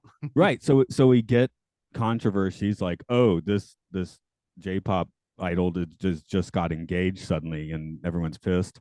Or what else do we got? Yeah, someone kind of Britney did and just got a really close cropped haircut, and that was like an issue. So the most fun is was the boy band SMAP. This is about 15 years ago, and one of the members of SMAP, very wholesome looking What word are J-pop. you saying? SMAP, Smap? SMAP, Smap? S-M-A SMAP, smap. SMAP. Okay. So anyway, one It of the sounds like a bad word. Sounds something like your grandma would slap you if you said that. yeah, yeah, but she'd SMAP you. Yes. Yeah. And it's the Japan Inc. thing where I think all these guys still appear as actors even though the group's no longer functioning. But somewhere around 2008, one of them got naked and ran through the park, and it just became down like all over Japanese news. And the most absurd news piece I've ever seen was where someone had built a scale model of this park and the building surrounding it, physical model in the studio, and they're going over like, oh, here he did this, here he did this, and you're talking about like a singer that just ran around naked for a few minutes, and this is a week's worth of news. So Here's a reenactment. yeah, really. Yeah, so, but the fact that they had built this model and everything, like, this doesn't matter. I mean, I guess the model is what you're talking about in a way. It Everyone's does matter focused on this though. stupid thing so much, It uh, does matter because that turns into a meme that now, like, now I'm learning about it for the first time, and now that's occupying space in my brain, right? now you Thank got you to for think about that, by the SMAP way. too. Yeah.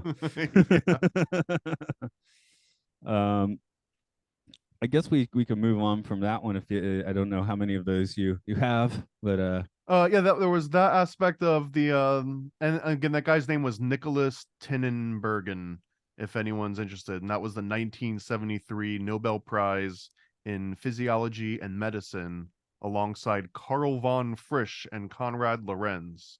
But anyway, that one really does blow my mind because they can repeat it consistently with all types of specific animals. Like if you just find the right cheat code for the right animal, you can trick them into basically eliminating themselves, which is kind of MK Ultra-ish. I mean, it feels like that's kind of in that same little area.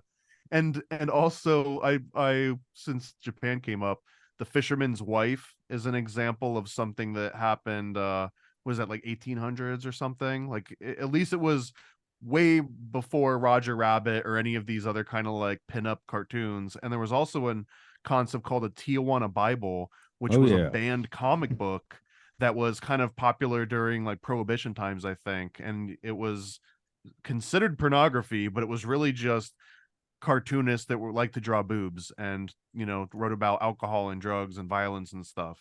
But that's a really cool topic, especially in the world of comic books, which is near and dear to my heart. But yeah, Tijuana Bibles are like the OG underground comic scene. Have you ever um seen a Tijuana Bible of any kind? I, It's an umbrella term for any comic that was like naughty from I know that I've time looked at period. a few like internet, articles just like showing stuff. Have I had an actual Tijuana Bible in my hand? No, Or but I mean, you can look them up online and find like a yeah, I've seen them PDF and read online. through them and stuff. Yeah. No, I have in my note in here. I wonder how many Rule 34 results you get for Jessica, more or less than Betty Boop. That's the chaser question. The first one, obviously. The second one, have you seen Betty Boop's vintage cartoons, like her black and white cartoons? Absolutely. In fact, Yeah. man, I want to just suggest, I mean, at one point, I'll be hopefully glad when we you're run dead, we out of rascal you. Disney. Well, hopefully we run out of Disney movies and we can go and do some more animated movies that are maybe outside the realm of just the mouse. But that's my all-time favorite cartoon, I think, is the Betty Boop Snow White or the Seven Dwarves, Sleeping Beauty and Seven Dwarves, I think. That has a jet. Is Because that got Louis Armstrong or Cab Calloway in yeah, it? that's Okay, I yeah, need that's them the in it one. to Yeah, yeah, really yeah. make it work. I know I've seen it. I just yeah, I've That's the one with like, man, I can't remember his name. It's like Bozo, not Bozo the clown, but it's like the ghost clown doing the little dance. yeah, yeah, That's a yeah, yeah. Callaway. Anyway, so I was much more excited when Betty Boop showed up watching it this time because it's been a good 20 years since I watched this movie. She's I very guess problematic at this point. yeah, I watched. Oh yeah, it is. But I watched it so much because this is one of the first affordable VHSs, I believe, that like mass market VHS in 1989, because that's still when rentals cost like not rentals, movies cost like $100 with the idea that people would be renting them and making their money back. But Hmm. this had it was like $20 or something. So we got the Yeah, VHS. I remember that. It was that, and it was like Woody Woodpecker, and like there was a whole bunch of like really classics that you could go and rent easily. And Betty Boop was one of the, and ironically Popeye, which is kind of weird that they got Betty Boop but they didn't get Popeye. Yeah. But the whole point is, Roger Rabbit, because you could just own it for relatively cheap. Yeah, I watched it like literally 100 times somewhere around 1990, and and that, it's one of those things. It's right, like in Ghostbusters or Back to the Future, and we just did Return of the Jedi for a podcast, and all of us like, well, we don't really have to watch it again. We did. I think one guy just jumped to certain scenes, but it's like you can talk about this movie without watching it. It's fine, but it was fun watching this one after such a long time. So I also had fun last weekend because my daughter doesn't know who Roger Rabbit is. So I showed her a picture of Roger Rabbit and had her guess what Jessica Rabbit looks like. And that was fun. Jessica uh, Rabbit also, I would assume problematic, but yeah, she's like embedded as one of the all-time like cartoon hotties, right? Along with who's the Lola Bunny, I think, from Space Jam, and the princess from Dragon's Lair, and Sophia. I can't remember her name. Daphne. what was in the Heathcliff cartoon? It was the Junkyard Gang, and one of them has like a ridiculous cat girlfriend or something, which when you look at it as an adult, you're like, ooh, that's not right. Do you know what I'm talking about? Riff I Raff's don't. girlfriend. I know who Heathcliff is, but I don't remember the voluptuous uh feline cartoon It's lady that it's you're talking about. Riff Raff's girlfriend on Heathcliff, and Yeah, Riff Raff's girlfriend was hot. yeah, I want to say the name was Arlene, but that's Garfield's girlfriend, so that's wrong. Uh, Arlene not being a particularly hot cat. It's such a weird concept about being attracted to a cartoon. It's I don't know. It's weird. It's again, it's like a cheat code. Yeah, that's why I'm kind of bringing up the Heathcliff one, just because it's like that seems wrong for Saturday morning television. And what else? I had another note here, a little bit more of a vague one, but the interaction between alcohol and Roger Rabbit, I feel like there might be something to that because Roger Rabbit already exists in this. I can only imagine a reality if anything's possible and your body is malleable and you can bounce around and act any way you want.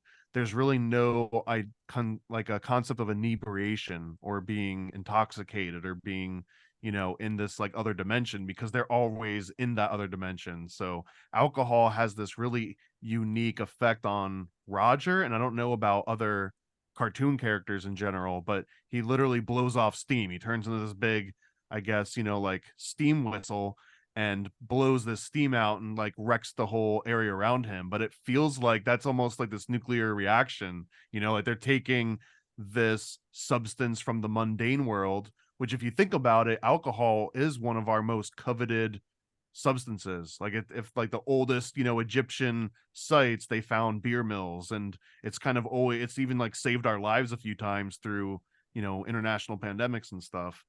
But the alcohol interacting with this cartoon world feels like another example of like, here's how something can break, or here's how you can almost tear like a rift in the rules of this world. So I, Well, I kind of that's want to revisit the world and make everyone get drunk and see what happens. what's like in Toon World. None of the tunes can die unless it's funny. I guess they could die if, but the dip is a different substance, not from Toonland. We see two deaths with at least two. I guess the weasels get it too, don't they? But the All of them, yeah. shoe, the But shoe, they turn into ghosts, and the shoe yeah, doesn't turn into a ghost, right. The which also shoe is like, is a what's that truly rule? disturbing death. And Judge Doom, even though he's, as villainous as possible, it's a very disturbing death, right? And that shoe also, I believe, was Nancy Cartwright, the voice of Bart Simpson. Oh yeah. Yeah, But the shoe that gets killed. yeah, and that, the dip is like what I feel like there's got to be some kind of alchemical, metaphor for the dip, just as this one thing that can destroy the undestroyable. Yeah, I mean, it's like the inversion of the Philosopher's Stone. Like instead of reaching enlightenment, this actually destroys another reality. This sends you more into, I guess, an ignorant world where there's less dimensions to it.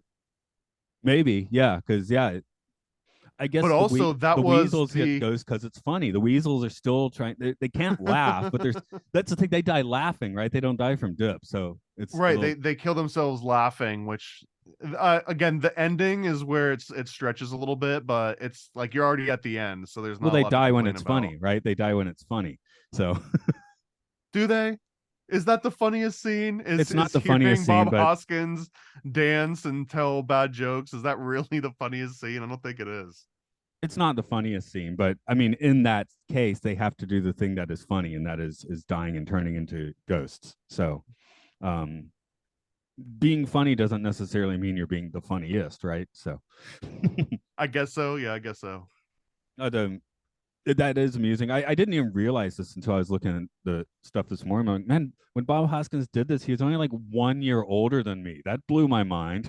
I looked that up too. Yeah. It Because wasn't he just, it's not one, but it was like, man, this guy's only like 4 years older than me. Yeah. because it still feels like he's like 20 years older than me watching this, you Yeah. know? No, But he feels like that was funny because watching this movie, it's like I feel like a kid watching an adult still, even though we're the same age. It's a very surreal thing to go through. that also might come from watching this way so many times when I was, like 10 years old or whatever. So um does make sense a bit. I, And we were talking about the portable hole. Another interesting note on that is the guy that invents it, based on the name on the box, is Calvin Q Calculus, which I think is a direct reference to Q, from, like 007 style stories. But even Q was itself a reference to Stanley P. Lavelle, who worked for the CIA and made all of these wacky contraptions. Like he had napalm bats were one of them, and he would strap like bombs on a dolphins and like all kinds of weird, like true mad scientist kind of things. This was a real person that was really making these suggestions. One was called the Aunt Jemima bomb, which I think they actually used pancake mix as part of like an explosive. It was a different time, but that's just an interesting correlation between Stanley P. Lavelle and then Q and then Calvin Q Calculus. Again, this military intelligence cartoon crossover that keeps rearing its head that we're seeing in the series, I think. yeah. Okay, all I noticed as watching this now as a kid is that Eddie's got a Maltese Falcon in his place. So I would not have Nice. noticed that when I was a Another kid, but now CIA reference. yeah, he hangs his hat on it. So yeah, I was wondering what I. Oh yeah, yeah. Getting back to shaving and a haircut, the note I didn't say is shaving a haircut in that CIA handbook you've been mentioning. If you ever capture a tune, you use that. I guess I don't know. That could be their reality check. I guess You my do the last. shaving, a haircut, which is also feels like a cop knock. I know I watch a lot of live PD and they do the thing, the da da da da da, and then they'll wait. It's Until or you like the two bit it. friendly knock. Yeah, maybe. I just got two final thoughts. One is this the last time anybody saw Droopy, who's running the elevator? I feel like Droopy has never shown up again after this. So I maybe love for a few Droopy. reasons. I do Well, too. That's why. Mitch McConnell took that role, I think. Okay, so Mitch McConnell is now Droopy. Got you. He is now Uh, Droopy, yeah.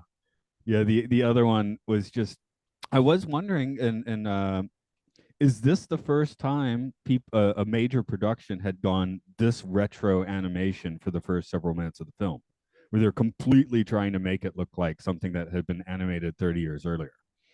Because like we talked, Black Cauldron, all these movies kind of like are pushing the ball, and this one is the first one to be like, yeah, let's make it look like the old stuff, and not as in like Sleeping Beauty old stuff, but as in the old like boilerplate stuff. That's a good question. I mean, I feel like there's no other way they could have done it successfully with this cast. Because then what are you going to do? You're going to bring a bunch of timeless characters into a new format, while also having it pay homage to them. I mean, they did it with the new Space Jam, and I don't think it was very successful. So I don't know. Hopefully this was during a period when Disney as a company was still making good decisions, artistically.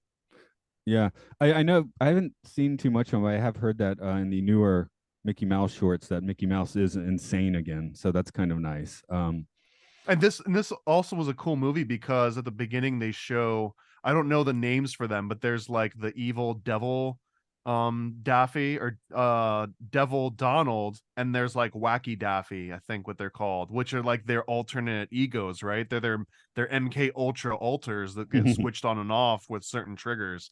And those are kind of like rarities to see those guys in there. So I thought that was like a really cool nod to see those ones. I mean, this might be the first time Mickey wasn't completely milk toast in 50 years. I was listening to some people and they were talking about just from an artistic perspective, but then you start thinking about it as like a entity thing where they're like Mickey when he started was horrible and interesting and crazy. And then they took this part of Mickey and made Donald Duck out of that. They took this part, Mm-hmm. made other characters. And by the late 30s, Mickey's not interesting anymore because they've given all of his interesting character aspects to other characters that Mickey can no longer have because he has to interact with them, which I thought was an interesting theory to because people are like, why is Mickey Mouse so bland? You know, and maybe that's why, because all the other characters you like have parts of him. But when you watch those really early shorts, uh, you know, Mickey's completely insane. Yeah, it's like maybe a strained analogy. It's like Wu-Tang. Like the first few albums as a group were just insane and new and groundbreaking, and then it kind of dispersed and like what made those albums so unique, everyone went out and did their solo things and got it out of their system, and then when they try to come back together, it's a little bit more like modern Mickey versus classic Mickey. Yeah, yeah, for sure. I think I've hit all of my notes. So if you got any other thoughts you want to throw at this A one, couple now's others. the I just time. had a silly note that Benny the Cab establishes another cartoon role, and he's like, "If you ever need me, just stick out your thumb." And I was like, "Is that where this mechanic for Grand Theft Auto like first got thought up? It was actually here in Who Framed Roger Rabbit, where it's like, oh, if I need to go anywhere, just stick your thumb out, and a car just pulls up next to you." Um, there was this meta thing too where Roger Rabbit goes into a movie theater when they're hiding out and they're watching a Goofy, like an old Goofy clip that they would play before news clips, and he makes this note and he's like, "Oh man, another stupid news rule. I hate the news." And I feel like this was extra meta because during the time period that this movie takes place, they would show cartoons before the newsreels, so that was always like the intro into it. But now you've got a cartoon character going into a theater, seeing the pre-roll, and then seeing the news that comes after it, which normally they wouldn't see because they were in the movie and not watching the movie. And then having them comment on the news. But that news clip is actually the big aha moment that Valiant has, because it's where they're going like, oh, the Maroon Cartoon Network, the biggest real estate deal in California history. And he was like, that's it, that's what they're trying to do. And that's when he realizes about the red line and about them trying to buy up all the real estate, because ultimately the plot point of this movie, spoiler alert, I guess, I don't think it ruins it anyway, but that Judge Doom wants to buy all the real estate of Toontown and then just decimate it with this dip, this like green chemical that's a mixture of like turpentine and acetone and benzidine or something, and it just washes all the cartoons away and he gets rid of it, and then he's going to put a freeway in place of Toontown, which also begs this like really interesting aspect of maybe it did used to be a Toontown in reality, and they really did replace it with the LA freeway, and we would never really know, right? This is a Because it happened. documentary. Yeah, maybe this is a documentary on some aspect. I'm from the And hometown, then but I never made it to the world of Sidamari Croft, did I? It turned into CNN Center, and CNN lives there.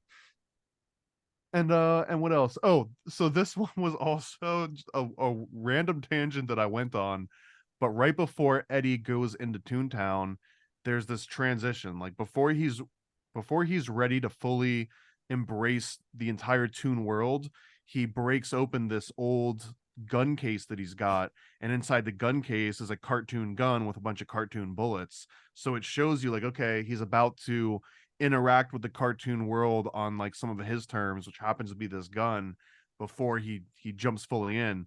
But these guns that he breaks out, they're called dum dums. And if you look into, I was just like, why did they call them dum dums? Because obviously it's a joke because they're in a cartoon, and like dum dum as in dummy dummy. But the dum dum bullets, it's actually named after the dum dum arsenal, and the dum dum arsenal outside of these dum dum bullets, which they got their name from, they also were famous because during the Indian Rebellion of 1857, they were coating they were fighting Muslims and coating the bullets in the grease of like pig fat, and then telling the people that they were firing at, like, hey, these are going to send you straight to, another realm that you don't want to go to because you're now going to be considered unclean. They were actually using, pig's blood on the bullets to turn it not just into like you're going to die, but now you're also going to go to hell on top of that. And they actually had to like change all these rules. Like there was a huge revolt against it, but it was extremely efficient apparently. And it just reminded me, again, that's where the word dum dums comes from. Like this is the history of the dum dum bullets. And I guess Roosevelt also was part of some of these old stories.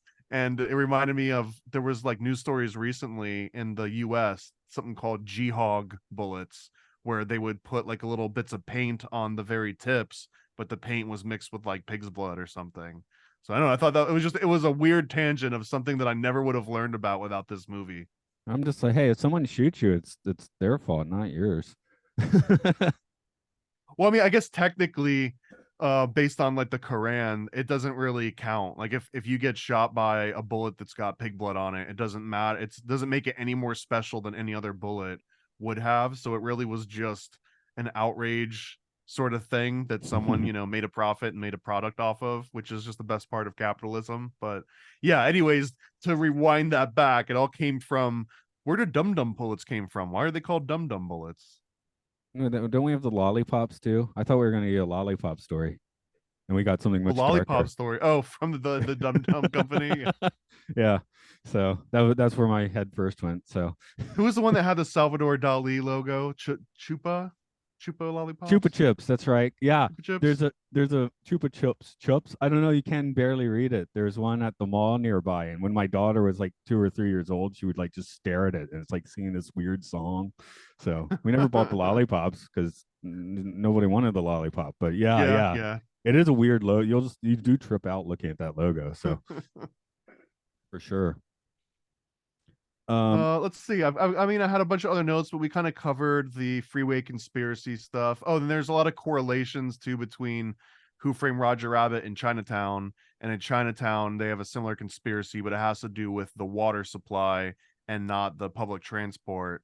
But there's also a scene in Chinatown where they're going back through some old photos, like voyeuristic, private investigator photos, and that scene reflects very much the scene in Roger Rabbit when they're showing the patty cake photos, and also the car that Jessica Rabbit sits in and drives resembles the car from the Chinatown movies. So there was clearly some like tongue in cheek and some kind of like homage being paid, I think, to some of that. oh yeah, for sure. I think I would.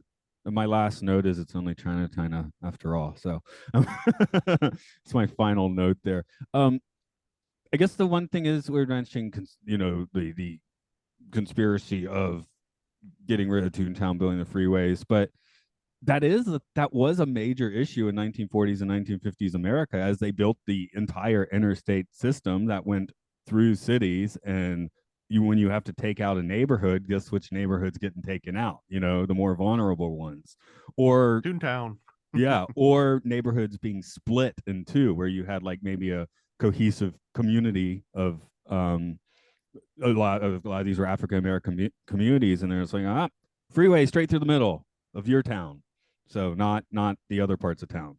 Well, and it was advantageous to so many different people, not just for like, let's get this community out of this area that we don't want them in, but another aspect was very much a real conspiracy where the oil companies and the public transport companies really were buying up railways and really were just letting them deteriorate and not maintain them, and then making the argument of, oh, this is just this old dilapidated technology, it can't compete with all the modern stuff. And instead of doing high speed railways like you basically have in other countries, like, we're just going to go all in on this, personal transportation thing. And that was a very real aspect of this. Like, oil companies really did buy up railroad companies and then put more of their focus into fossil fuels and automobile companies, and not so much into the railways. Yeah, because here, I mean, I can get pretty much anywhere by train if I'm willing to pay for it. I could take the highways. I don't take the highways very often. They're not freeways. You got to pay for them, but they tend to go around the cities, which can be annoying. But again, that way you don't have to go straight through the city. Um, the most Tokyo has its notorious, not notorious, well, it has its free expressway system, excuse me, not freeway. But yeah, that's been used in movies to show space travel, like in Solaris. I think Koyaanisqatsi has a bunch of Tokyo highway sequences because it's so trippy. But yeah, there they did kind of have to go through the city itself, which is when you think about it now, I mean, think about the city you live in. If they're suddenly like, we're going to build a massive highway through here, it's going to really throw a wrench in things. Well, they just did that in Orlando, yeah. Yeah, okay, But then you they're always know. doing that in Orlando. Okay. Let's pull in for today then. Do you want to talk about what's going on in your world as of pretty much now? I do, and also I just want to mention that kid's name that got hurt on that Disney ride in Disneyland on the Roger Rabbit ride. His name was Brandon Zucker, and he was What 4 years old at the yow? time. When did that happen? It happened in, I didn't put that date down. It was in the 90s, I think. It Okay. was in like 98 or 99 or something. Okay, just curious about that. Okay. Hell of a way to start your plug, but Yeah. Yeah.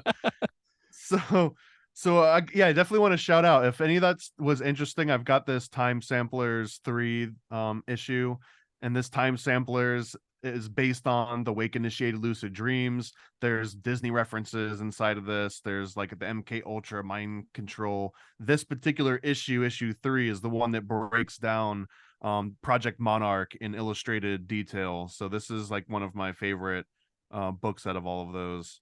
And yeah, there's all sorts of inside references to the animation industry. And the other really big one is the Homunculus Owner's Manual that just came out recently, that I put out with my friend Juan from the One on One podcast.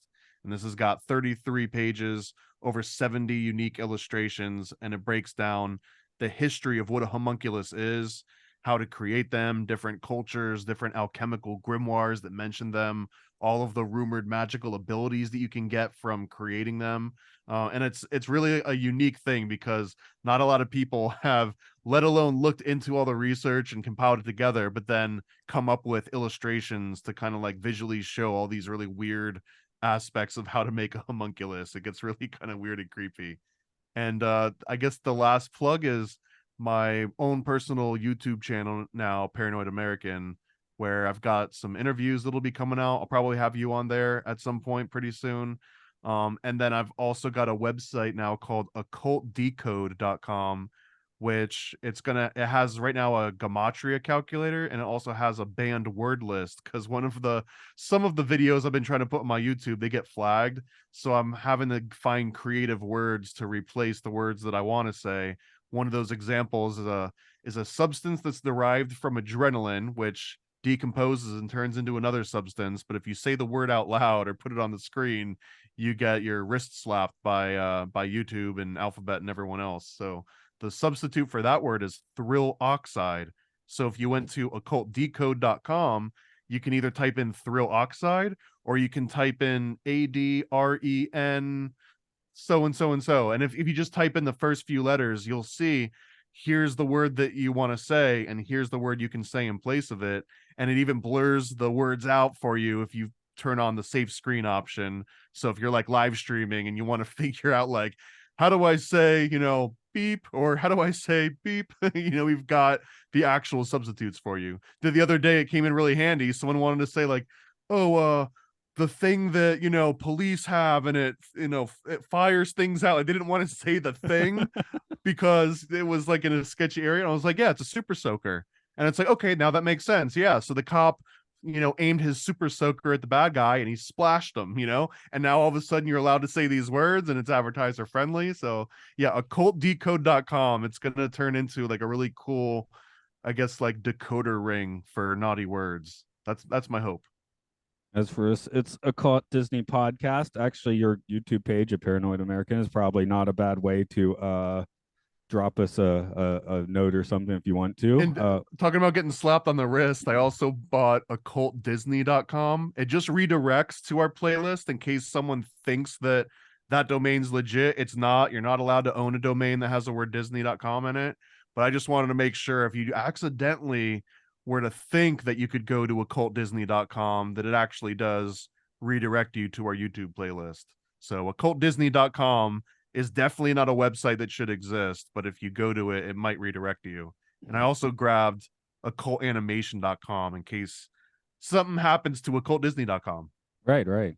Um, as for a moment, we're also still on Twitter or whatever it's called. I don't know. I get mostly theme park notices for that account, so that's kind of exciting, I guess. You're in the algorithm.